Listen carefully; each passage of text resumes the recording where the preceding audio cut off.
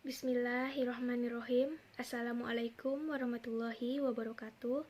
Innalhamdalillah wassalatu wassalamu ala rasulillah Sayyidina Muhammad ibni Abdillah wa ala alihi wa bihi wa mawallah amma ba'du. Segala puji hanya milik Allahu Rabbi, segala zat yang maha ghafur, zat yang maha syukur, yang telah memberikan kita beribu-ribu nikmat yang tidak terukur, mulai dari nikmat iman, nikmat Islam, sampai nikmat sehat walafiat, sehingga kita bisa berkumpul di tempat yang insya Allah diberkahi oleh Allah Subhanahu wa Ta'ala. Amin, amin ya Rabbal 'Alamin. Perkenalkan, nama saya Satriani dengan nomor induk mahasiswa 120160026 dari Prodi Akuntansi Syariah kelas 3B Fakultas Ekonomi dan Bisnis Islam. Baik, pertama-tama terima kasih kepada Bapak Iman Taufik SEMM selaku dosen pengampu mata kuliah Ekonomi Mikro Syariah karena telah memberikan ilmu yang sangat bermanfaat bagi kami para mahasiswa tentang mata kuliah Ekonomi Mikro Syariah ini. Baik, tujuan saya melakukan video record ini tentunya untuk memenuhi tugas UAS pada mata kuliah Ekonomi Mikro Syariah. Baik, yang saya pelajari atau yang saya pahami mengenai materi-materi dari yang pertama yaitu pengertian dari permintaan itu sendiri. Nah, apa sih itu permintaan? Nah, permintaan itu adalah banyaknya jumlah barang yang diminta pada suatu pasar dengan tingkat harga tertentu. Nah, hukum dari permintaan itu sendiri, jika harga naik, maka jumlah barang yang diminta itu akan berkurang atau turun. Nah, sebaliknya, apabila harga turun, maka jumlah yang diminta itu akan naik. Nah, contoh dari permintaan pasar itu adalah misalnya menjelang lebaran ya. Lebaran Idul Fitri maupun Idul Adha, banyak yang membutuhkan daging. Nah, sehingga para supplier daging di mana-mana. Nah, efek dari meningkatnya permintaan daging ini, maka harga pun akan menyesuaikan kemahalannya. Kemudian yang di sini adalah penawaran. Nah, penawaran itu sendiri adalah banyaknya barang yang ditawarkan oleh penjual pada suatu pasar tertentu, periode tertentu, dan pada tingkat harga tertentu. Nah, contoh dari penawaran ini adalah misalnya pada saat Idul Fitri ya. Tentunya di sini kan banyak tokoh pakaian yang bermunculan di pasar gitu kan. Nah, misalnya tokoh A dan tokoh B mempunyai harga penawaran barang yang berbeda-beda. Kemudian hukum dari penawaran. Nah, apa sih hukum dari penawaran tersebut? Nah, hukum dari penawaran, apabila harga naik, maka jumlah barang yang ditawarkan itu akan meningkat. Sebaliknya, apabila harga turun, maka jumlah barang yang ditawarkan itu akan berkurang. Dan fungsi dari penawaran itu sendiri itu adalah menunjukkan hubungan harga barang di pasar dengan barang yang ditawarkan oleh produsen. Kemudian di sini adalah keseimbangan pasar. Apa sih itu keseimbangan pasar? Nah, keseimbangan pasar di sini merupakan sebuah kondisi ketika terjadi keseimbangan antara jumlah produk ataupun jasa yang diminta maupun yang ditawarkan dalam harga tertentu. Nah, contohnya dari kasus keseimbangan pasar misalnya jika konsumen atau pembeli meminta barang Y itu sebanyak 50 dan penjual mempunyai barang Y itu sebanyak 50. Nah, maka transaksi itu dapat dilakukan karena permintaan dan penawaran itu seimbang. Dan contoh lain misalnya jika konsumen menginginkan suatu harga barang misalnya 5.000. Nah, dan penjual itu menjual harga barang tersebut dengan harga 5.000. Nah, sehingga ada keseimbangan karena harga keseimbangan itu disepakati dengan bersama.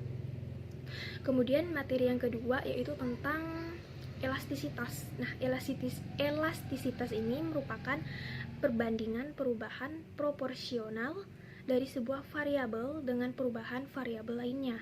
Dengan kata lain, elastisitas itu seperti mengukur seberapa besar kepekaan atau reaksi konsumen terhadap perubahan harga, atau bisa disebut juga perubahan-perubahan variabel tidak bebas yang diakibatkan oleh perubahan dari variabel 1%.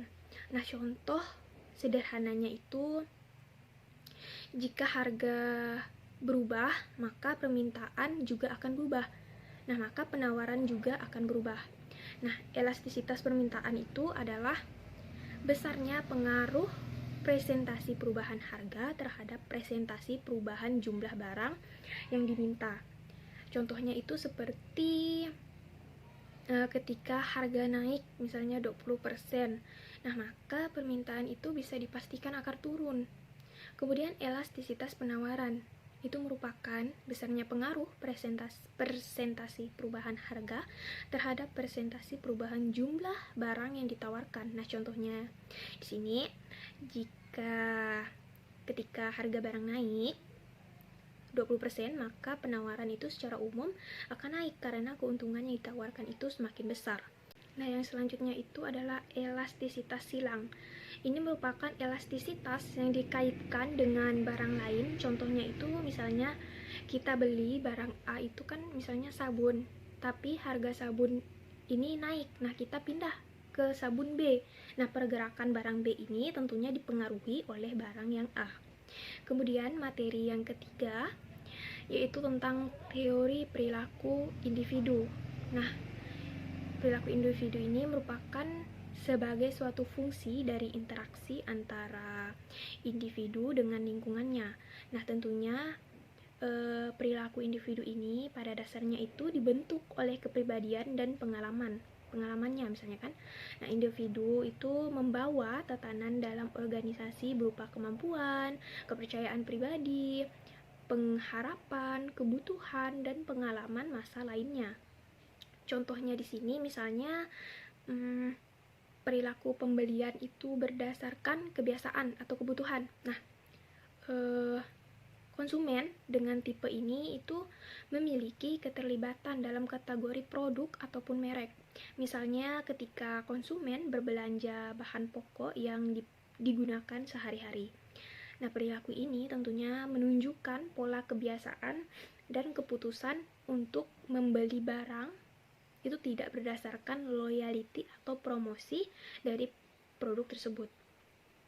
Kemudian materi yang keempat itu tentang teori produksi. Nah, apa sih teori produksi? Nah, teori produksi di sini adalah teori yang menjelaskan hubungan antara tingkat produksi dengan jumlah faktor-faktor produksi. Jumlah faktor produksi di sini yaitu misalnya seperti faktor alam atau tanah, faktor tenaga kerja, faktor modal, faktor wirausaha, dan juga hasil dari penjualan outputnya. Contohnya di sini, misalnya di dalam surat perluasan produksi suatu pertanian, itu dapat dilakukan dengan menambah faktor produksi tenaga kerja untuk menggarap sebidang tanah. Nah, dengan begitu, hasil yang diperoleh itu akan meningkat. Kemudian, materi yang kelima yaitu tentang pasar persaingan sempurna. Nah, pasar persaingan sempurna ini merupakan suatu sistem pasar di mana pembeli dan penjual itu hadir dalam jumlah banyak, namun tidak memiliki kemampuan atau kekuatan mempengaruhi harga. Nah, pasar persaingan sempurna di sini juga merupakan keadaan di mana penjual dan pembeli itu tidak dapat mempengaruhi harga. Nah, sehingga harga di pasar itu merupakan buah interaksi antara permintaan dan juga penawaran. Nah, harga suatu barang ataupun jasa itu merupakan cerminan keinginan konsumen dan juga produsen. Dalam pasar persaingan sempurna ini, permintaan itu mencerminkan keinginan konsumen dan juga penawaran itu merupakan cerminan dari keinginan produsen. Adapun salah satu contoh perusahaan yang bersaing di pasar persaingan sempurna ini yaitu perusahaan beras, karena produk beras ini kan merupakan kebutuhan pokok gitu kan. Nah, jadi jumlah penjual dan pembelinya itu pun sangat banyak. Nah, kedua belah pihak tidak punya kuasa gitu kan dalam menentukan harga beras. Nah, mereka juga itu menjadi pengikut harga. Kemudian beras di sini juga merupakan produk homogen dan setiap pembeli maupun penjual itu memiliki informasi yang lengkap dan sama tentang harga beras tersebut. Dan ada contoh lain ya, misalnya pada saat sekarang ini, itu misalnya pada harga minyak goreng kan sangat tinggi tuh. Nah, jadi hal ini nih tentunya antara penjual dan pembeli itu tidak dapat menentukan harga minyak goreng tersebut. Karena minyak goreng itu kan kebutuhan pokok juga kan. Nah, mau tidak mau, biarpun harganya itu mahal ataupun tinggi, itu akan tetap dibeli karena merupakan kebutuhan sehari-hari. Kemudian, materi yang keenam yaitu tentang pasar persaingan monopolistik. Apa sih itu pasar persaingan monopolistik? Nah, pasar persaingan monopolistik adalah salah satu bentuk pasar di mana terdapat banyak produsen yang menghasilkan barang itu berupa barang serupa tetapi memiliki perbedaan dalam beberapa aspek. Nah, contoh dari pasar persaingan monopolistik ini untuk sepatu, misalnya sepatu olahraga, akan banyak jenis itu seperti Reebok, Adidas, Fila, dan Nike. Nah, itu sama-sama memproduksi sepatu olahraga. Nah, namun masing-masing merek itu memiliki desain, keunikan, serta keunggulan yang berbeda-beda. Nah, konsumen itu pada akhirnya akan memilih produk sesuai dengan preferensinya.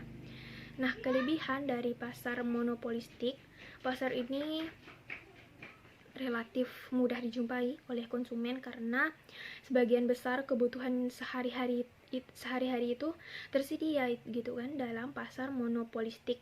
Namun kekurangan dari pasar monopolistik ini itu memiliki persaingan yang tinggi, baik dari harga, dari kualitas maupun pelayanannya. Kemudian materi yang ketujuh atau materi yang terakhir itu tentang pasar oligopoli. Nah, pasar oligopoli ini adalah bagian atau bentuk dari adanya pasar persaingan sempurna. Oligopoli salah satu bentuk persaingan yang tidak sempurna. Nah, disebut pasar persaingan yang tidak sempurna karena di dalam pasar ini itu jumlah produsen dan pedagang itu tidak sebanding gitu kan dengan jumlah pembeli ataupun konsumen. Salah satu bentuk produk yang masuk kategori pasar oligopoli itu adalah rokok. Nah, di Indonesia perokok aktif itu sangat banyak gitu kan, bahkan jumlahnya itu tidak sebanding dengan jumlah perusahaan pembuat rokok yang ada gitu kan di Indonesia ini. Nah, karena itu untuk menjaga agar konsumen itu tidak berpindah ke vapor atau produk lainnya, maka perusahaan rokok ini meningkatkan promosinya dalam bentuk melahirkan produk-produk rokok yang baru gitu kan, dengan harga dan rasa lebih disukai oleh konsumen. Contoh lain misalnya di industri semen, industri kendaraan bermotor ya, kemudian layanan telekomunikasi dan juga jasa penerbangan.